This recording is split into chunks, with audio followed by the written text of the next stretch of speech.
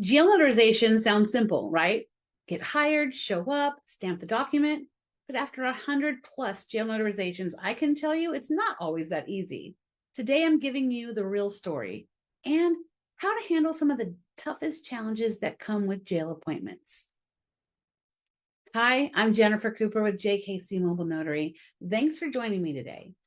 If you're new here, I help notaries build successful real-world businesses, not just in theory, but in actual working conditions. Today, we're talking about jail notarizations, where patience, preparation, and professionalism matter more than almost anywhere else.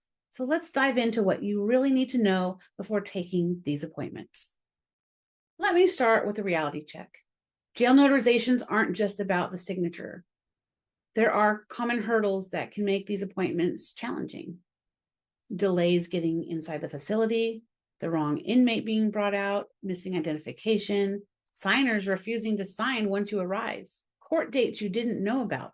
Recently, I showed up for an appointment, waited over an hour in the security line, only to find out my signer had been taken to court for the entire day.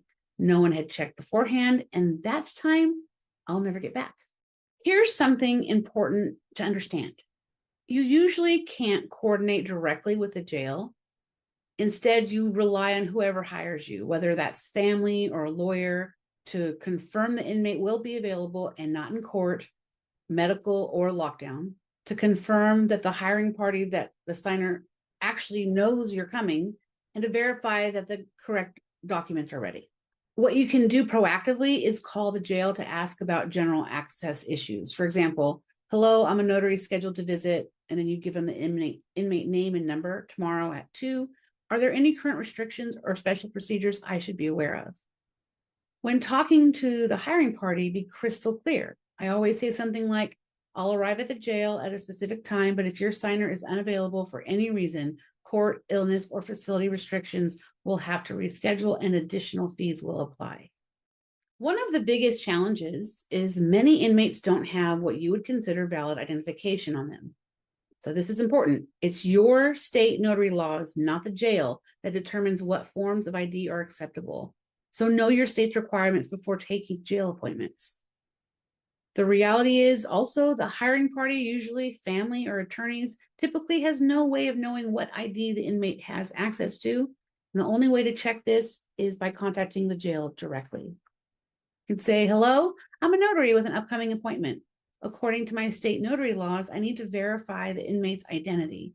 What forms of ID will the inmate have available? For example, in California, county jail inmates have ID bracelets that are an acceptable form of identification for notaries, but this varies by state, so you must check your specific state guidelines for jail notarization ID exceptions. And if there's no acceptable ID and no credible witness option available, you cannot proceed. Protecting your commission is always priority number one. Sometimes you'll face situations where the inmate flat out refuses to sign. The inmate appears confused or incapacitated, or the inmate claims they never requested a notary. When this happens, your role is clear. Stay calm and professional. Don't argue or try to convince them. And remember, you're only there to witness a willing, aware signing. A couple summers ago, I had a signer who took one look at the paperwork his family had sent and immediately refused. He said he didn't trust what they were asking him to sign anymore. The appointment ended right there, and I documented everything thoroughly in my journal. Always make notes in your journal if the signer refuses or is unable to proceed. This protects you if questions arise later. Let's talk about money. Here's my number one pro tip. Always get full, non-refundable payment before entering the jail. I repeat, collect complete payment upfront before you even go through security. This is a non-negotiable because once you're inside, you have no leverage if issues arise. So you avoid awkward money conversations after disappointments. It sets professional expectations from the start, but make this crystal clear upfront when scheduling. I literally say, I require full payment before entering the facility, and this payment is non-refundable regardless of whether the document is signed or not. And this matters because it protects you financially when things beyond your control happen, whether that's an unexpected court dates, signer refusals, facility lockdowns, or missing identification. Your time and expertise are valuable. Don't let circumstances outside your control impact your business profitability. And if for some reason you can't complete the signing, you can decide how much, if any, to refund the client, but be certain to make the payment expectations very, very clear from the onset. The truth is, jail notarization can be a great way to expand your business, but only if you know how to handle the unexpected. To recap, set expectations clearly with everyone involved, protect your commission above all else, maintain professionalism no matter what happens. And remember, sometimes not getting the signature is the right outcome.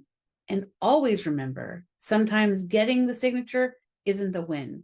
Protecting yourself and your business is.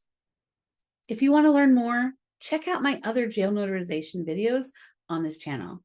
And if you're serious about becoming a jail notary, I have a comprehensive course called How to Be a Jail Notary that covers everything you need to know to succeed in this specialty. Thanks for watching. And if you learned something today, hit the like, subscribe, and drop a comment below. I'd love to hear your experiences with jail notarizations, especially if you've got a story that tops mine. Until next time, I'm here to help you build a real-world notary business that thrives in any situation. See you next week.